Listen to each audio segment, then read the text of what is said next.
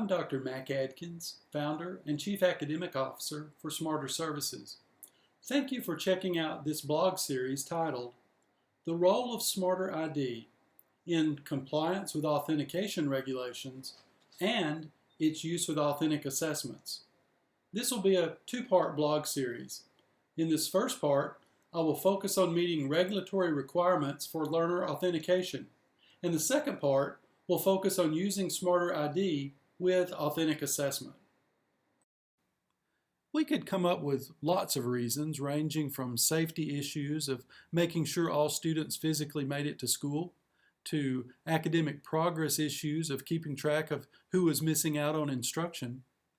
Now, the reasons have evolved and have become more complicated, but the basic need for it to be known which students are present for the learning experience is still a requirement.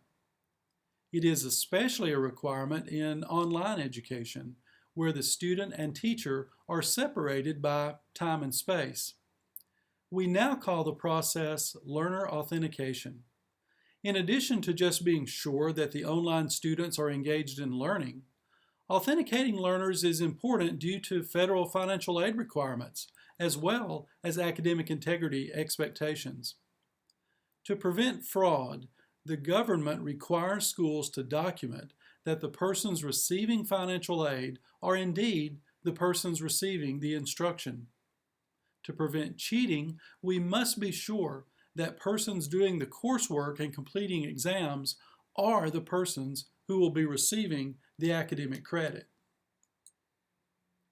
Historically, learner authentication in online courses has primarily been achieved through the use of username and passwords. This is partially due to weak wording in a federal regulation that was updated in the summer of 2020. I'll say more about that in a moment. This process was insufficient and inappropriate for academic learner authentication. A username and password may be a good approach to keeping persons from accessing your online bank account or a movie streaming service, but in those cases, the goal is keeping unauthorized persons from accessing your account. The problem that needs to be addressed in our case is the fact that students could willingly provide their username and password to another person whom they have asked to do their work and take their tests for them. This is a difference between authorization and authentication. Authentication is the process of making sure that the person engaging in the course is the actual student. There are 4 basic ways to authenticate someone online. You can authenticate using something you know, such as a prior phone number or address. You can also authenticate using something you can do, such as selecting secret regions of a picture. Or you can authenticate something you have, such as a random number generating access token. But all 3 of these suffer the same weaknesses of a password in that a student could equip the imposter with the information they need to falsely authenticate. The most robust form of online learner authentication involves biometrics. There are several forms of biometrics, including fingerprint recognition, retina recognition, ear shape recognition, voice recognition, vein recognition, and signature recognition. These forms of biometrics can produce very reliable results, but they typically require additional technology that can be quite expensive. The 2 forms of biometrics that can be achieved online using standard internet-based technology are facial recognition and keystroke recognition. Over the past few years, with the advent of virtual exam proctoring, the use of facial and keystroke recognition have become commonplace and expected during the process of proctoring an exam. This is a good practice. However, in most courses, much of the work that the student is evaluated on is done outside of the exam. This can include discussion board posts, submission of papers, group projects, virtual presentations, etc. It is just as important that learner authentication take place during the online course as it does during an online exam. SmarterID is an application that utilizes keystroke recognition and/or facial recognition to authenticate learners at random times during the online course. This serves as a deterrent to someone other than the actual student doing the work in the course. Now that I have reviewed the rationale, methodology, technology, and positioning of online learner authentication, let's consider the regulations regarding learner authentication, which are especially relevant during and after the pandemic. There is a free ebook that I highly recommend titled Pursuing Regulatory Compliance for Digital Instruction in Response to COVID-19, a Policy Playbook.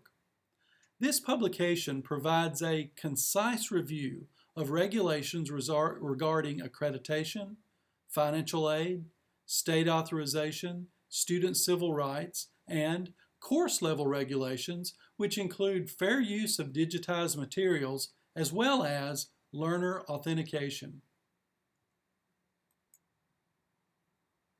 In response to the massive shift to online learning during the pandemic, on March the 5th, 2020, the Department of Education issued guidance to accrediting agencies and the institutions they serve, waiving regulations regarding identity verification during the pandemic. However, now that we are shifting from emergency remote instruction to planful distance learning, schools need to be aware of and responsive to the regulations regarding learner authentication. The basic premise of the regulation is that accrediting bodies require institutions to have processes that ensure that the student who registers for a course is the same one who academically engages in the course. While the primary concern of most faculty and the institutions they serve is to foster academic integrity, the primary concern of the federal government is in preventing federal financial aid fraud. When learner authentication is not conducted, persons can commit financial fraud in online courses by receiving federal aid for courses they are not actually taking.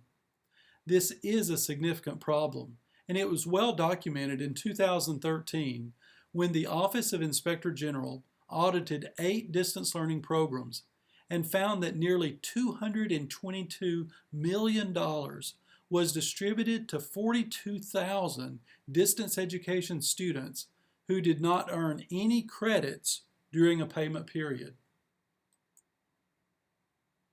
During the pandemic, the Department of Education made a planned improvement to the federal regulation regarding learner authentication on July 1, 2020. The prior regulation included examples of ways to demonstrate compliance that included username and password. However, many institutions were interpreting this to mean that a username and password alone were sufficient, when indeed they were not sufficient. In the improved language, the accrediting agencies can require institutions to provide evidence that the process they are using to authenticate learners is working. One commonly used process of learner authentication is achieved during proctored exams, but it should be restated that much of the course grade is dependent on work done outside of the exam, and that many courses use alternative methods of competency demonstration instead of exams. Educational leaders recognize that no process nor technology for learner authentication will be perfect. Neither the Department of Education nor accrediting agencies are mandating perfection, but the accrediting agencies are looking for evidence that a school has appropriate and updated policies, workflows, software, and faculty training in place to address the issue. The student identity verification section of the playbook that I referenced earlier concludes with these 5 institutional recommendations. First, research expectations from the institution's accreditor. Second, set clear policies for students and staff that outline the expectations that the student registered for the course is the one who academically engages in the course. 3, review and purchase useful tools and programs that can be used in courses to help with student identity verification. 4, provide development opportunities and support for instructors. And finally, document any changes to institutional policies. As your institution strives to improve its processes for student identity verification, take a look at SmarterID, which uses keystroke and/or facial recognition at random times during the online course, not just during the exam. The reporting provided by SmarterID is strong documentation that the accrediting agency requires that your learner authentication process is working.